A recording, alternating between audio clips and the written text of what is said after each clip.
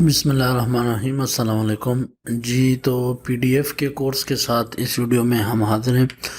تو انشاءاللہ اس ویڈیو میں اور اس سے اگلی ویڈیوز میں آپ کو پی ڈی ایف کے بارے میں بتاؤں گا کہ پی ڈی ایف فائل کو کس طرح ہم تصویر میں کنورٹ کرتے ہیں اور کس طرح باقی کام کرتے ہیں، ٹھیک ہے۔ لیکن سب سے پہلے میں نئے جو لوگ ہیں یا اسٹوڈنٹس ہیں ان کے لیے میں پی ڈی ایف کا تعارف کرا دوں۔ پی ڈی ایف کیا چیز ہے؟ پی ڈی ایف اصل میں ایک فائل فارمیٹ ہے، ٹھیک ہے۔ مختصراً میں بتاؤں، زیادہ لمبی چوڑی کہانی کی ضرورت نہیں ہے، ٹھیک ہے۔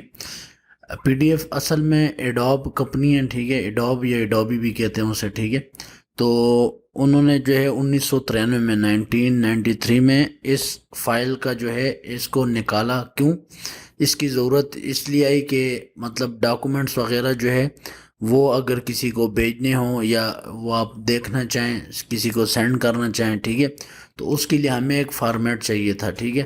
فارمیٹ کیا ہوتا ہے میں آپ کو آسانی سے بتاؤں کہ جس طرح آپ مثلاً آڈیو فائل سنتے ہیں نا، تو آڈیو ہم اکثر جو ہے کہتے ہیں کہ یہ MP3 فائل ہیں، ٹھیک ہے، یہ ویو ہیں، اور یا ویڈیو فائل ہوں تو ہم کہتے ہیں یہ MP4 ہیں یا AVI ہیں، کون سی فارمیٹ ہے، ٹھیک ہے۔ تو اس کو جو ہے اس کو فارمیٹ کہتے ہیں۔ تو اسی طرح پی ڈی ایف بھی ایک فارمیٹ ہے، ٹھیک ہے۔ تو یہ ڈاکومنٹ کا فارمیٹ ہے، یعنی ڈاکومنٹ ہے، ایک ڈاکومنٹ دستاویز جیسے کہتے ہیں۔